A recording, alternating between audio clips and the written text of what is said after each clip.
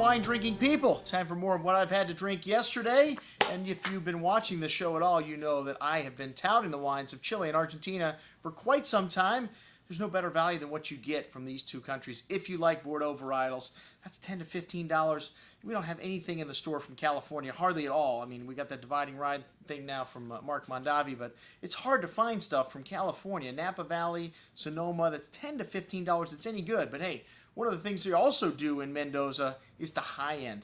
This is where Malbec really shines. And they've got some terrific high-altitude vineyards here in Mendoza. And there are some great small producers. One of the best of them is Achaval Ferrer. And we had a chance to sit down and taste some of these great wines with our friends from TGIC just a few days ago. This 2011 Achaval Ferrer Cabernet Sauvignon from Mendoza for $22. Absolutely outstanding. This is their entry-level line, and this is one of the top producers in Argentina, so their entry level's a little bit more expensive than most everybody else's wine, but man, is it a really nice bottle of Cabernet Sauvignon from the Medrano region of Medroso and Agrello. This spends 8 months in French oak, 60% of which is new. Lovely dark currants and cassis berry fruit here with a hint of fresh herbs and toasty oak spice, a little chocolate and espresso notes here as well. Lovely red berry fruit currant on the tongue with really nice and smooth ripe tannins here and good freshness, nice concentration, nice hint of toasty oak spice on the finish. A very good bottle of Cabernet Sauvignon for $22.50. All right, the Chimera is up next, and this is a blended wine here. It's got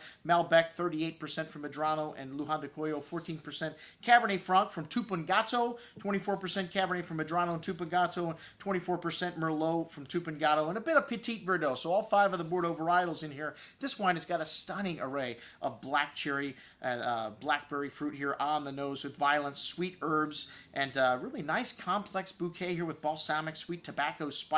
Really big and chewy wine on the palate with lots of freshness, though. Even though this wine is big, still has lovely freshness and finishes, leaving the tongue salivating for food with a nice floral and spice note there.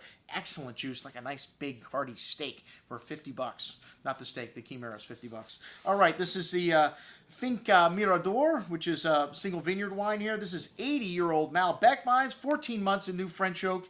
Only 1,100 cases produced of this wine, so a very small production from the Medrano region of Mendoza. The vines are planted on their own rootstock, something you don't see in too many parts of the world, but this will allow a vine to live longer, and, well, some people say it produces more interesting fruit, but a good amount of coffee, kind of fresh plowed earth spice on the nose here, sweet black cherry fruit currants, blackberry, mocha, soy, espresso, really complex bouquet of aromas coming out of the glass here, really rich and well endowed on the palate as well with dark cherry, liqueur-like fruits, and a host of that spice and nuance from the nose coming through on the finish. A really nice firm hand of acidity, firm tannins. This wine is really well balanced, but built for the long haul. It needs a little bit of time. Most excellent juice. I'd like to try this 10 years from now. The 2010 Altamira was next, another single vineyard wine, and this is also 100% Malbec, spends 18 months in French oak, both from La Consulta and from the Uco Valley. 80-year-old vines again, and this wine's got a really a nice dark spice nose with toasty oak, dark cherry liqueur-like fruit. Again, really rich and concentrated with sweet tobacco spice. Very rich on the palate as well with layers of that dark cherry and black raspberry fruit on the tongue and lovely freshness. Just a really long and bright finish with a lot of tannins. The acidity really shining through the end here. A big wine again. Most excellent juice. Both of those wines $100, but as good as anything you're going to find from Mendoza. That's what I had to drink with the folks from Achaval Ferrer. I'm your host, Andrew Lampasoni, signing off for the Wine Watch, saying remember, always drink the good stuff first.